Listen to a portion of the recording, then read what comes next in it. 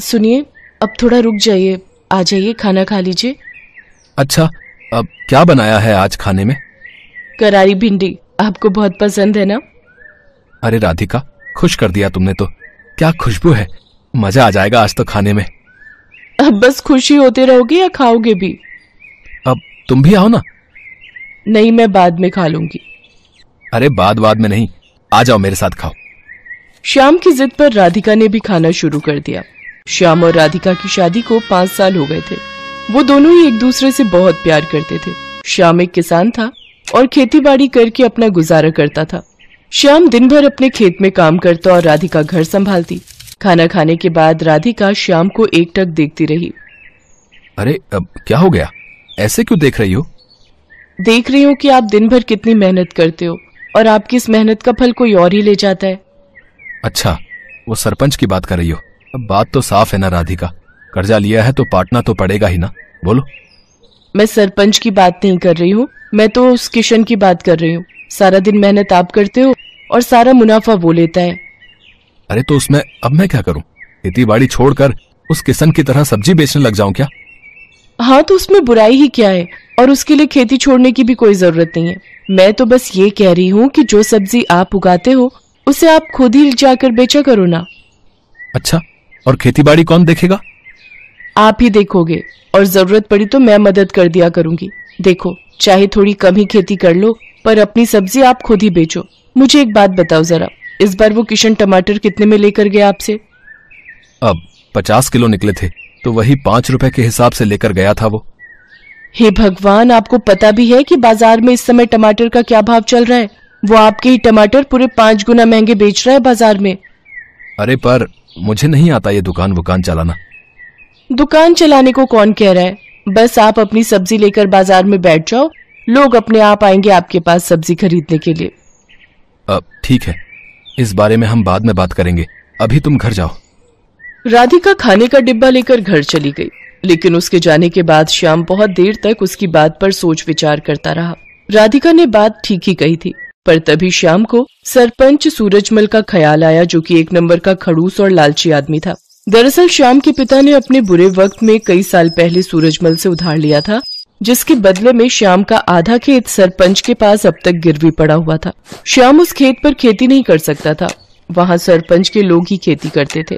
श्याम अपना खेत वापस तो पाना चाहता था, पर सरपंच से खेत छुड़वाने के लिए उसके पास पैसे नहीं थे। इसीलिए वो हर महीने किश्त के तौर पर एक रकम सरपंच को देता था। फिर अगले दिन, भैया कुछ पूछना था आपसे। हाँ भैया बताओ। मैं एक किसान हूँ, सोच रहा हूँ कि कल से मैं भी अपनी सब्जियां यहीं बेचने लगूं खुद से। हाँ, बढ़िया विचार है, पर इसके लिए तुम्हें सरपंच जी से पूछना पड़ेगा और उन्हें यहाँ का टैक्स भी देना पड़ेगा। टैक्स? पर वो किस लिए?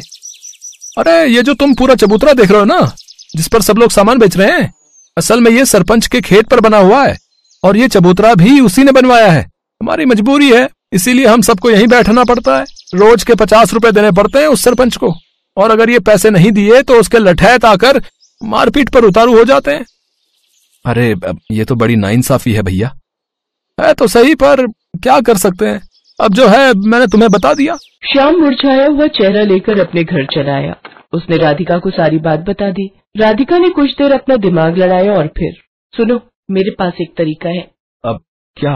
बोलो तो। हमारे गांव के सबसे नजदीक का गांव है बिशनपुरा। आप वहां जाकर भी तो अपनी सब्जियां बेच सकते हो। वहां ये सब चक्कर नहीं है। मेरी एक सहेली रहती है वहां, उसका पति गोलगप्पे का ठेला लगाता है, उसे तो कोई टैक्स नहीं देना पड़ता। अच्छा, अगर ऐसा है तब तो ये सही रहेगा, लेकिन एक समस्या है, बिशनपुरा तक जाने के लिए कोई सड़क नहीं है, तो मैं रोज वहां जाऊंगा कैसे? सड़क नहीं है पर नदी तो है ना। देखो, जिस जिस नदी के किनारे हमारे गांव बसा है, बिशनपुरा भी तो उसी नदी के दूसरे छोर पर बसा है। अब बस आपको एक नाव बनानी पड़ेगी वहां तक जाने के लिए, उसे चलाने में भी कोई खर्चा नहीं। श्याम को राधिका की बात भा गई। अगले ही दिन श्याम ने अपनी जमा पूंजी से मोटी रकम खर्च कर गांव के बढ़ई से एक बढ़िया नाव बनवा ली, और फिर वो उस नाव को नदी में लेकर गया। उस दिन राधिका और श्याम बहुत देर तक नाव में नदी की सैर करते रहे। श्याम नाव चलाकर उसे बिशनपुरा तक घुमा लाया। राधिका ने देखा कि वहाँ राशन वगैरह की दुकानें तो थी, पर सब्जी की दुकानें बहुत ही कम थी। और ये देखकर श्याम और राधिका की अच्छी कमाई की उम्मीद और बढ़ गई। अगले दिन से ही श्याम अपनी नाव से सब्जियां लेकर बिशनपुरा जाने लगा। वो वहाँ जाता और सब्जी बेचता।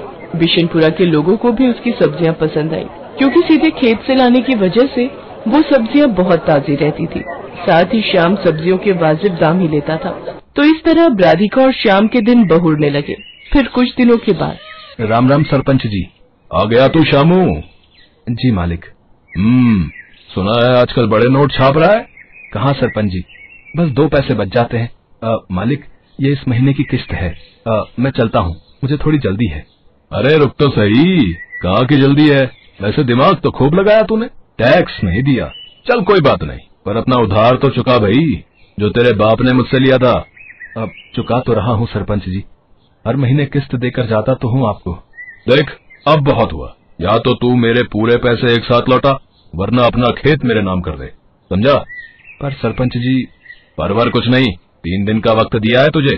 जा जाकर पैसों का इंतजाम कर, वरना अपना खेत भूल जा, समझा? असल में सूरजमल श्याम से चिढ़ गया था। उसे इस बात से तकलीफ थी कि श्याम उसके बाजार में सब्जी क्यों नहीं बेच रहा है, इसीलिए अब वो उसे परेशान कर रहा था। उधर श्याम को जब कोई उपाय नहीं सूझा तो उसने तय कर लिया कि वो आधा गिरवी रखा खेत सरपंच के नाम ही कर देगा। अगले दिन बहुत भारी मन से श्याम सरपंच के पास पहुंचा। हाँ बता, फिर क्या सोचा तूने? सरपंच जी, इतनी बड़ी रकम तो मैं चुका नहीं पाऊंगा, आप मुझे ले चलिए कचहरी। मैं जमीन आपके नाम ही कर दूंगा। वैसे उधार निकाल कर उसमें से कुछ पैसे बचेंगे क्या? क्यों, बस उधार ही चुकाएगा क्या? मेरा ब्याज वो कौन देगा है?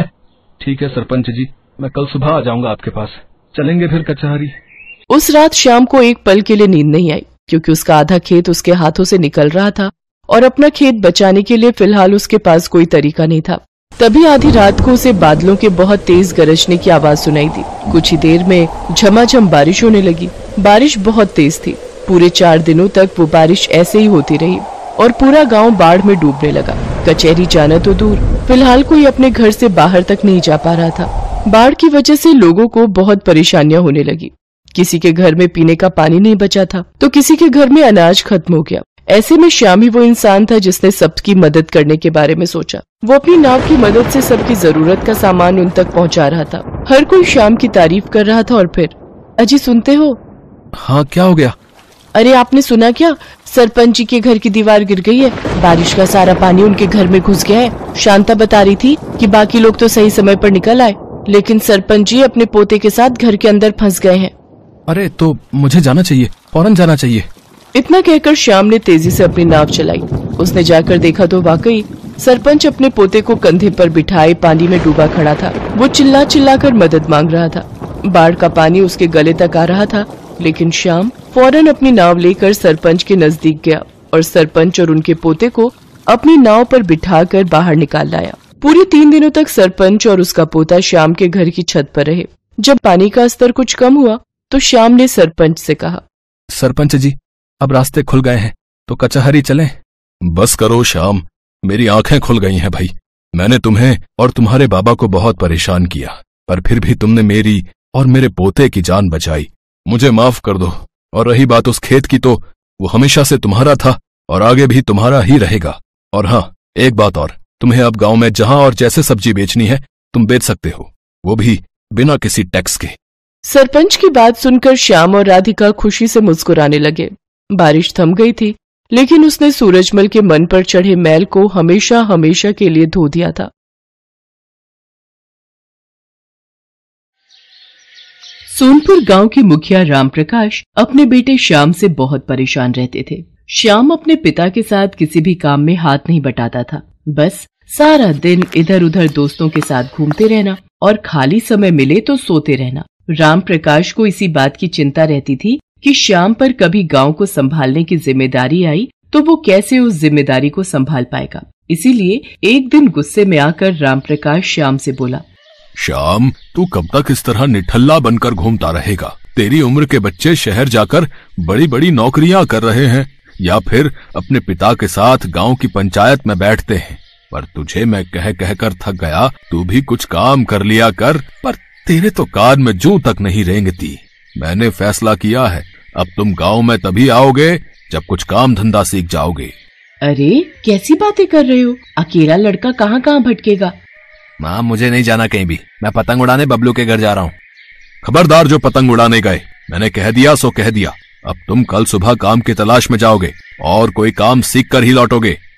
राम प्रकाश ने जबरदस्ती श्याम को काम ढूंढने भेज दिया ताकि वो एक जिम्मेदार इंसान बनकर आ सके। श्याम काम की तलाश में निकल तो पड़ा, पर उसका मन बिल्कुल नहीं था। चलते चलते श्याम एक जंगल में पहुंचा।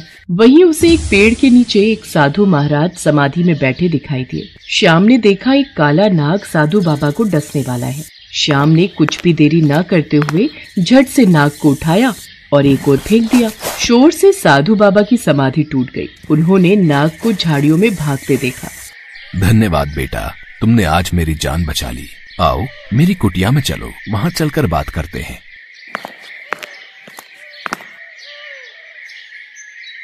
बाबा आपकी कुटिया तो बहुत सुंदर है, ये तो बांस से बनी हुई है। बेटा ये बांस की कुटिया मैंने स्वयं बनाई है। बांस को जोड़ जोड़ कर बहुत मेहनत से मैंने इसे तैयार किया है।